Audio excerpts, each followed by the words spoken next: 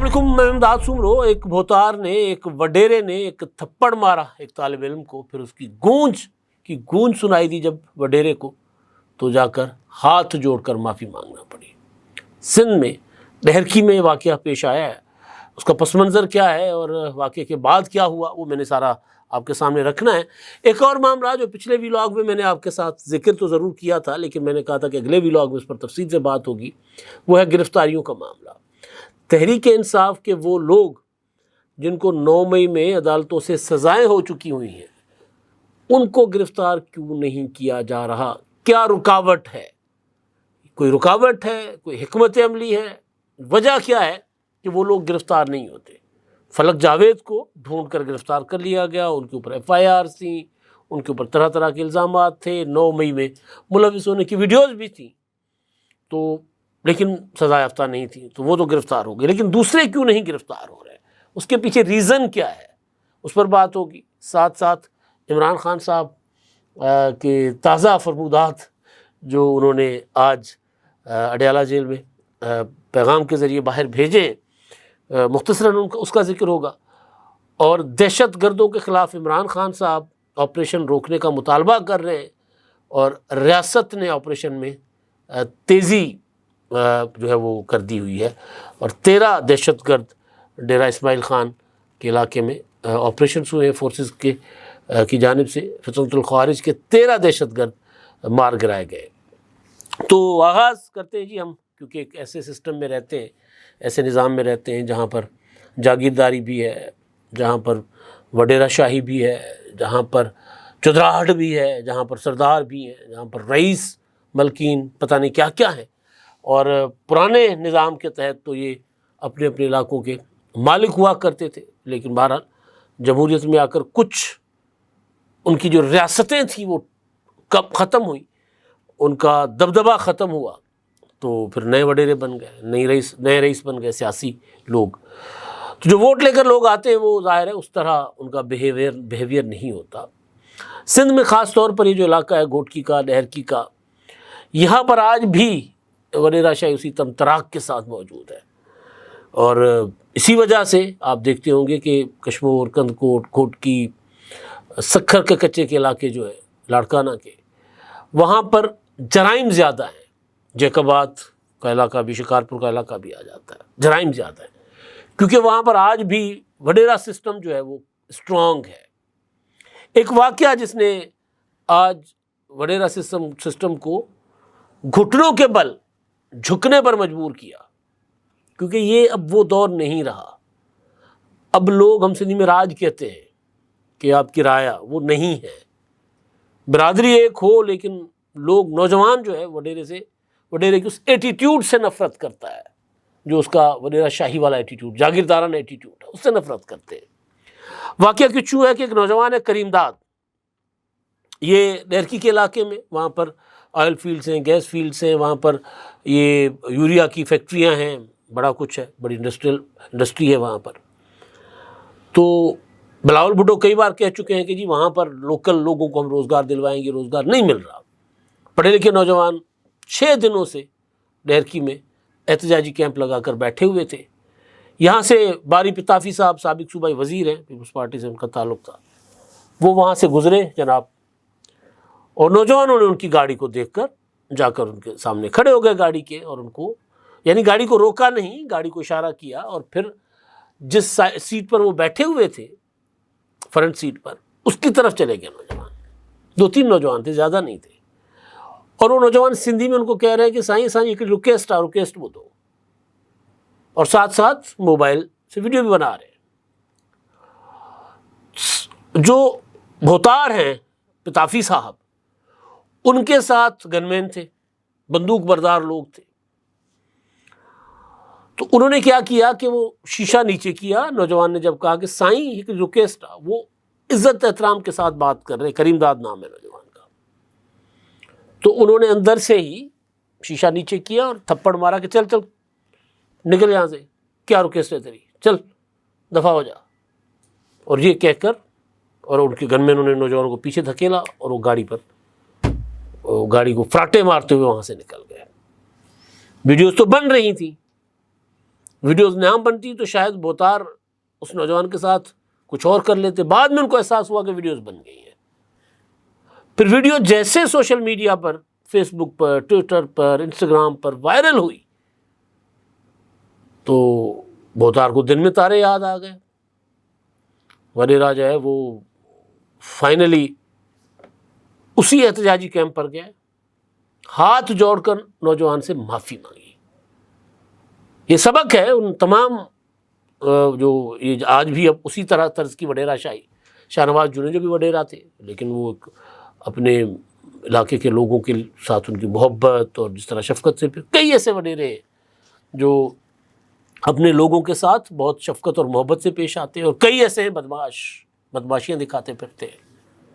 مطلب ایک وہاں پر قتل ہوا تھا ایک نوجوان کا، صحافی کا، جو کہتا تھا بھوتار میں فٹ گڈانی، اور ان کا الزام بھی پیپلز پارٹی کے ایک ایم این اے اور ان کے صاحبزادے وہاں کے لوکل چیئرمین ہیں ان کے اوپر، خالد لنڈ کے اوپر رہا۔ تو وہ وڈیرے جن کے دماغ میں آج اگر یہ ابھی بھی یہ ہوا ہے کہ اس دور میں بھی وہ لوگوں کو اس طرح چار بندوق برداروں کے ذریعے ڈرا کے رکھیں گے تو یہ ممکن نہیں ہے۔ جو کچھ باری پتافی نے کیا اور اس کے بعد جو کچھ کیا، یعنی علاقے کے لوگوں نے تو دیکھ لیا نا کہ انہی بندوق برداروں کے ساتھ آئے ہیں اور بیٹھ کر نوجوان سے معافی مانگ لی ہے۔ تو پیپلز پارٹی کو چاہیے، پولیٹیکل پارٹیز تمام جن کے اندر ایسے وڈیرے ہیں، ان کو چاہیے کہ ان کی تربیت کریں، ان کا پراپر ان کی گرومنگ کروائیں، کاؤنسلنگ کروائیں، اگر ان کو سیاست میں رکھنا ہے کہ بھائی یہ جدید دور ہے، ایسے نہیں ہو سکتا کہ آپ ایسے ہی کر لیں جس طرح آپ چاہیں، اس طرح نہیں ہو سکتا۔ تو ایک سبق ہے باری پتافی صاحب نے جو کیا، اور پھر چلے انہوں نے معافی مانگ لی، ایک اچھا قدم، تھپڑ ماری، ایک گندی گھٹیا حرکت کی، جا کر معافی مانگ لی، معافی مانگنے والے کو نوجوان نے معاف بھی کر دیا۔ لیکن یہ سبق ہے ان کے لیے جو جن کے دماغ میں ہوا ہے ابھی بھی کہ وہ کچھ بھی کر سکتے ہیں، اور خاص طور پر سندھ کے جو اپر سندھ کے علاقے جس کو ہم کہتے ہیں، اتر جس کو ہم کہتے ہیں، وہاں کے وڈیرے اور جاگیرداروں کے لیے۔ کیا آپ ایک بزنس اونر ہیں اور چاہتے ہیں کہ آپ کا برانڈ زیادہ سے زیادہ لوگوں تک پہنچے؟ ہمارے پاس ہے آپ کے لیے ایک بہترین موقع۔ ہمارے یوٹیوب چینل پر روزانہ ہزاروں لوگ ویڈیوز دیکھتے ہیں۔ یہ وہی لوگ ہیں جو باخبر، باشعور اور فیصلہ کرنے والے ہیں۔ اب آپ اپنے بزنس کو براہ راست ہمارے یوٹیوب چینل پر پروموٹ کر سکتے ہیں۔ پروڈکٹ پلیسمنٹ اور سپانسرڈ سیگمنٹس کے ذریعے آپ اپنے برانڈ کو لاکھوں پوٹینشیل کسٹمرز تک پہنچا سکتے ہیں۔ تو دیر کس بات کی، آج ہی اپنے بزنس کو نئے لیول پر لے جائیں۔ For more information, call us 923338122280۔ اچھا جی، اب فلک جاوید گرفتار ہو گئیں پرسوں کل رات کو، اور اب ڈیٹیل سامنے آ رہی ہیں کہ جو ان کو عظمہ زاہد بخاری نے ان کے خلاف جو ایف آئی اے میں کمپلینٹ کی تھی سائبر کرائم میں، اس پر ان کو گرفتار کیا گیا۔ عظمہ زاہد بخاری کا معاملہ ہائی کورٹ میں بھی چلتا رہا۔ انہوں نے عظمہ زاہد بخاری کی آرٹیفیشل انٹیلیجنس کے ذریعے نازیبہ ویڈیوز بنا کے اور اپنے اکاؤنٹ سے اپلوڈ کی تھی۔ بنائی کس نے کچھ نہیں کہا جا سکتا، لیکن انہوں نے بہرحال اپلوڈ کی، فلک جاوید نے۔ فلک جاوید صنم جاوید کی بہن ہے، جاوید کوئی پرانے جالے تھے، ان کی بیٹیاں ہیں دونوں۔ صنم جاوید 9 مئی کے بعد بڑے عرصے تک جیل میں رہ چکی ہوئی ہیں، اب ان کو سزا بھی ہو چکی ہوئی ہے، مفرور ہے وہ بھی، اور فلک جاوید مسلسل مفرور تھی۔ گرفتار ہو گئی، ٹھیک ہے، مطلب اگر کوئی اس طرح کی حرکتیں کرے گا تو اس کو خمیازہ بھگتنا پڑے گا۔ گرفتار ہو گئی۔ میری سوئی اٹکی ہوئی ہے کہ بڑا ٹائم ہو گیا ہے، سزائیں ہو چکی، 9 مئی کے مقدمات میں فیصل آباد کی عدالت نے سزا سنائی، سرگودا کی عدالت نے سزا سنائی، لاہور کی عدالتوں نے سزا سنائی، راول پنڈی میں ہوئی، گجرانوالا میں ہوئی۔ جو لوگ گرفتار ہیں وہ تو اندر ہیں، یاسمین راشد صاحبہ، محمود الرشید صاحب، عمر سرفراز چیمہ صاحب، اعجاز چودھری صاحب، وہ تو اندر ہیں، لیکن جن لوگوں کو سزائیں سنائی گئیں دیگر جو مفرور ہیں ان کو گرفتار کیوں نہیں کیا جا رہا؟ اور سب کو پتہ ہے وہ کدھر ہے، یعنی عمر ایوب، شبلی فراز، یہ تو گائے بگائے منظر پر بھی آتے رہتے ہیں. کدھر ہے؟ خیبر پختونخوا میں. یعنی ایک صوبے کی عدالت سزا سناتی ہے اتنے بڑے مقدمے میں، جس مقدمے میں اسٹیبلشمنٹ پوری کی پوری فوج کا ادارہ اس میں ایک طرح سے مدعی ہے نا. ایک طرح سے وہ D G S P R اپنی پریس کانفرنسز میں اس کا ذکر کرتے رہے کہ یہ ہمارے اوپر حملہ تھا، یہ فوج کے اندر بغاوت کروانے کی کوشش تھی. اس مقدمے میں جن کو سزائیں ملی ہیں وہ لوگ جا کر کے پی کے میں بیٹھ گئے چھپ کر. اور ابھی تک میرے علم میں نہیں ہے کہ ان کی گرفتاری کے لیے کے پی کے کی حکومت سے، آئی جی سے کوئی باضابطہ رابطہ کیا گیا. میرے علم میں نہیں ہے. کیا گیا ہو تو میں پہلے سے معذرت چاہتا ہوں، لیکن کوئی لیگل ایکشن جو ہوتا ہے وہ نہیں لیا گیا. اب عمر ایوب ہے اس میں جی، شبلی فراز ہیں، خدیجہ شاہ ہیں، احمد بچر ہیں، احمد چٹھا ہیں، اور بھی کئی لوگ ہیں نامی گرامی جن کو سزائیں ہوئی ہیں. وہ سارے کے سارے باہر ہیں. کوئی متحرک نظر بھی آتے ہیں، کوئی عدالتوں میں پٹیشنیں دائر کر رہے ہوتے ہیں. کسی کی اپیل کے اوپر سزا معطل بھی نہیں ہوئی، یا یہ کہا جائے کہ جی سزا معطل ہو گئی اس وجہ سے ان کو گرفتار نہیں کیا جا رہا. ایسا بھی کچھ نہیں ہوا. تو اب حکومت پنجاب کے پاس آپشنز موجود ہیں کہ وہ سپریم کورٹ جائیں، آئینی بینچ کا معاملہ ہے تو آئینی بینچ میں جائیں.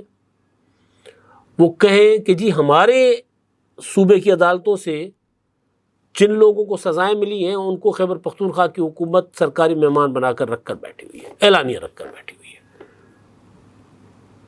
تو ان کو ہمارے حوالے کریں. یا یہاں سے پولیس جائے، آئی جی کو بھی لے جا کر آئی جی کو کہے، چیف سیکرٹری کو کہے کہ جی یہ ہمارے لوگ آپ کے یہاں بیٹھے ہوئے، ہماری پولیس پارٹی آئے، اپنے تھانے کو کہے، اپنی پولیس دے، ہم ان کو گرفتار کرنے آئے. ایسا کوئی کام نہیں ہوا. اگر ایسا کوئی ایکشن نہیں ہوتا تو پھر عدالتوں کا مذاق کیوں اڑوایا گیا؟ کیونکہ عدالتیں تو متنازع ہوتی ہیں نا. ایسے فیصلوں سے سیاسی لوگوں کو اگر سزائیں ہوتی ہیں تو عدالتیں تو متنازع ہوتی ہیں. تو پھر یہ فیصلے کیوں آئے؟ جیسے اب عمران خان صاحب فرما رہے ہیں، نیا فرمودات جو ان کے اڈیالہ جیل سے آئے ہیں، وہ یہ کہہ رہے ہیں، علیمہ خان کہتی ہیں کہ ان کے بھائی نے کہا ہے کہ جی ان کو دی جانے والی سزائیں اور فیصلے پہلے سے لکھے گئے ہیں. اب ان کے وکلاء ان کے دفاع میں کوئی بے شک دلیل نہ پیش کر سکتے ہو. ان کا مقدمہ بالکل کمزور ہو عمران خان صاحب کا، ان کے اوپر بننے والا مقدمہ اسٹرانگ ہو، لیکن سیاسی طور پر وہ یہ پروپیگنڈا کرتے رہے ہیں کہ عدالتیں جو ہیں وہ کہیں اور سے فیصلے آتے ہیں، وہ سنا دیتی ہیں، ججوں کو لکھے لکھائے فیصلے ملتے ہیں. تو جب آپ لوگوں کو سزائیں سنانے کے بعد گرفتار کرنے کا کوئی عمل نہیں کریں گے تو پھر انجام کیا ہوگا؟ اس طرح کی باتیں ہوں گی. عمران خان صاحب کہتے ہیں کہ جی میرے خلاف جو گواہ ہیں وہ تو جھوٹے ثابت ہوئے ہیں. اب یہ جو چیزیں ہیں نا، ان کو دیکھنا ہوگا ریاست کو اور حکومت کو کہ اگر تو عدالتوں نے سزائیں سنائی ہیں، جب تک جو اپنا ایپیلیٹ کورٹ اور ایپیکس کورٹ سے جا کر معاملات ان کے نہیں فائنل ہوتے، تب تک تو ان کو جیلوں میں رہنا ہے، تو ان کو گرفتار کریں. ورنہ ظاہر عدالتیں متنازع ہوتی ہیں. مجھے جو سمجھ آ رہی ہے وہ ایک سیاسی طور پر سزائیں جو ہوئی ہیں اس کے بعد گرفتاری نہ کرنے کے پیچھے ایک مصلحت ہے. یہ گرفتار کریں گے، یہ عدالتوں میں جائیں گے، ان کی ضمانتیں ہو جائیں گی، مفرور اچھے ہیں، بھاگے رہیں، لیکن مذاق تو عدالتوں کا اڑ رہا ہے نا. عدالت کے فیصلے پر عمل درآمد کسی سیاسی مصلحت کی وجہ سے روکا نہیں جا سکتا. تو شاید یہ ہو مصلحت، دیکھتے ہیں کیا ہے. اچھا جی، اب ڈیرہ اسماعیل خان میں D G I S P R کی ایک اسٹیٹمنٹ سامنے آئی ہے، پریس ریلیز سامنے آیا ہے کہ ڈیرہ اسماعیل خان کا درابن میں بہت زیادہ بدامنی ہے. سیکورٹی فورسز کے آپریشن میں بھارتی حمایت یافتہ فتنۃ الخوارج کے 13 دہشت گرد ہلاک ہوئے ہیں. آئی ایس پی آر کے مطابق بھارتی حمایت یافتہ فتنۃ الخوارج کے دہشت گردوں کی موجودگی کی اطلاع پر آپریشن کیا گیا اور سیکورٹی فورسز نے خوارج کے ٹھکانوں کو مؤثر طریقے سے نشانہ بنایا. آپریشن کے نتیجے میں 13 بھارتی اسپانسرڈ دہشت گرد ہلاک ہوئے. ہلاک خوارج سے اسلحہ، گولہ بارود بھی برآمد ہوا ہے. آئی ایس پی آر کہتا ہے کہ جی ہلاک خوارج علاقے میں متعدد دہشت گردانہ سرگرمیوں میں ملوث تھے. ہلاک دہشت گرد دسمبر 2023 میں درابن خودکش دھماکے کی سہولت کاری میں ملوث تھے، اور یہ خوارج سرکاری افسران معصوم شہریوں کے اغوا اور ٹارگٹ کلنگ میں شامل رہے ہیں۔ علاقے میں مزید خوارج کی موجودگی اور ان کے موجودگی کے خاتمے کے لیے کلیئرنس آپریشن جاری ہے، اور پاک فوج کہا گیا کہ جی اس عزم کا اظہار کرتی ہے کہ دہشت گردی کے ناسور کو جڑ سے اکھاڑا جائے گا۔ اب عمران خان صاحب نے اپنے تازہ بیان میں، تازہ پیغام میں ایک بار پھر کہا ہے کہ جی آپریشن روکے جائیں، کیونکہ آپریشن خیبر پختونخوا حکومت کے خلاف ٹریپ ہے، ان کے خلاف ایک سازش ہے، پی ٹی آئی کے خلاف ایک سازش ہے۔ مطلب دہشت گردوں کا خاتمہ پی ٹی آئی کے خلاف سازش کیسے ہو سکتا ہے؟ یہ خان صاحب ہی بتا سکتے ہیں، لیکن یقین جانے بتائیں گے نہیں، کیونکہ ان کو بھی نہیں پتہ کہ وہ کہہ کیا رہے ہیں۔ بس ان کو اتنا پتہ ہے کہ ان کی سہولت کاری کے ذریعے عمران خان صاحب شاید کچھ کامیابیاں حاصل کر سکیں، سہولت کاری کے ذریعے۔ اب تک کے لیے اتنا ہی، اللہ حافظ۔